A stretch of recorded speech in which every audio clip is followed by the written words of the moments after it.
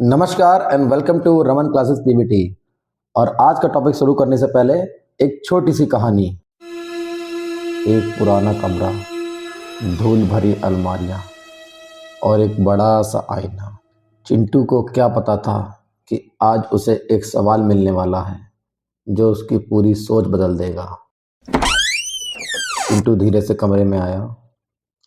उसने टॉर्च जलाई और आईने पर रोशनी डाली और वो रोशनी सीधे उसकी आंखों में वापस आ गई। चिंटू रुक गया और बोला कि ये रोशनी वापस कैसे आई। फिर दादी पास में आई और मुस्कुराई और बोली, बेटा ये जादू नहीं है। तो फिर क्या है दादी? दादी बोली, इसका जवाब विज्ञान के पास है। और उस दिन चिंटू को पता चला कि रोशनी सिर्फ आगे नहीं जाती, वो लौटती भी है। और इसी को कहते हैं रिफ्लेक्शन ऑफ लाइट, यानी प्रकाश का परावर्तन। तो आज हम समझेंगे कि प्रकाश का परावर्तन क्या होता है, कैसे होता है और इसके नियम क्या हैं। सब बच्चे हेडिंग डालो। प्रकाश का परावर्तन क्या होता है? प्रकाश का परावर्तन, जब प्रकाश किरण किसी सतह से टकराकर उसी माध्यम में वापस लौट आती है तो इस घटना को प्रकाश का परावर्तन कहते हैं। परावर्तन की घटना इम्पॉर्टेंट क्यों है? क्योंकि हम जो एक दूसरे को देख पाते हैं वो परावर्तन की वजह से ही देख पाते हैं। या हम जो वस्तुएं देख रहे हैं, तो होता क्या है कि सूर्य का प्रकाश आया, इनसे टकराने के बाद हमारी आँख में आता है और हमारी आँख उस वस्तु का प्रतिबिंब बनाती है। ठीक ऐसे ही जैसे मान लीजिए हम और आप क्लास में बैठे हैं, सूरज का प्रकाश आपसे टकराया, मेरी आँखों में आया। सूर्य का प्रकाश मुझसे टकराया, आपकी आँखों में गया और प्रतिबिंब बनाया। इसी वजह से हम एक दूसरे को देख पाते हैं। प्रकाश का परावर्तन समझाने के लिए यहाँ पर मैंने एक किरण दिखाई है, लेकिन क्या प्रकाश एक किरण के रूप में चलता है?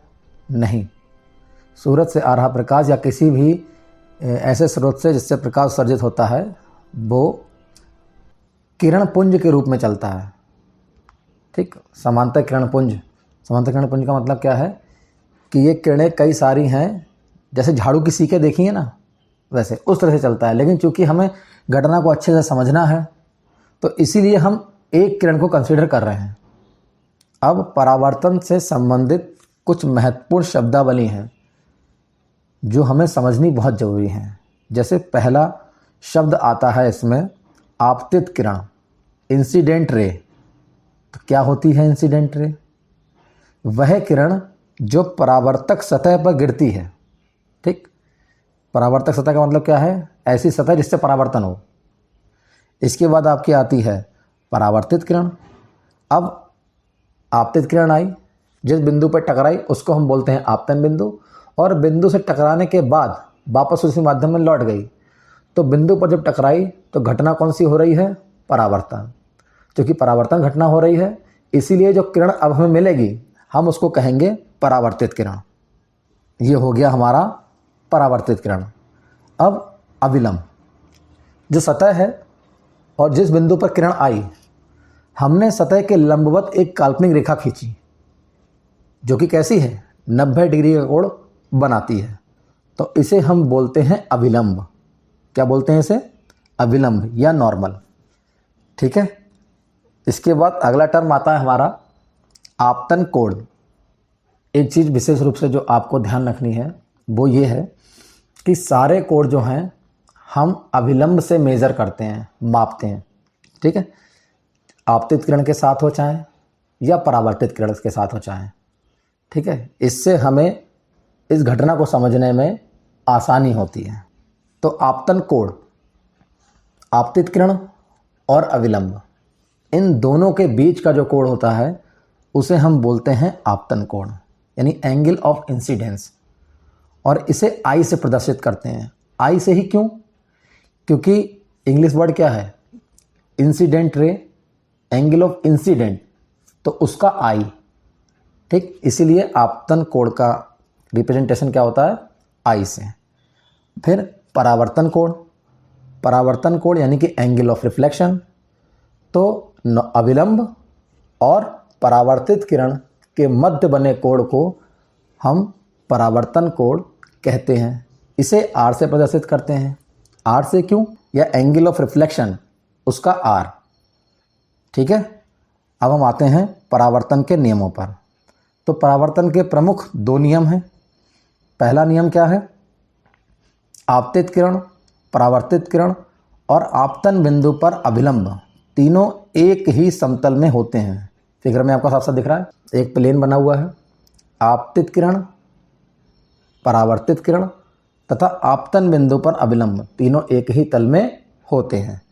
और दूसरा नियम क्या है हमारा, आपतन कोण का मान परावर्तन कोण के बराबर होता है, अर्थात एंगल आई बराबर एंगल आर। ठीक, अब परावर्तन भी दो तरह का होता है। एक तो होता है नियमित परावर्तन, एक होता है अनियमित परावर्तन। नियमित परावर्तन का मतलब क्या होता है, जब समांतर आपतित किरणें किसी चिकनी और समतल सतह से परावर्तित होकर समांतर ही बनी रहती हैं। ठीक, किरणपुंज आया हमारा, टकराया और टकराने के बाद वैसा का वैसा ही बना रहता है परावर्तन के पश्चात, तो इसे हम बोलते हैं नियमित परावर्तन। और जब वो बिखर जाएगा तो उसे क्या बोलेंगे हम, अनियमित परावर्तन।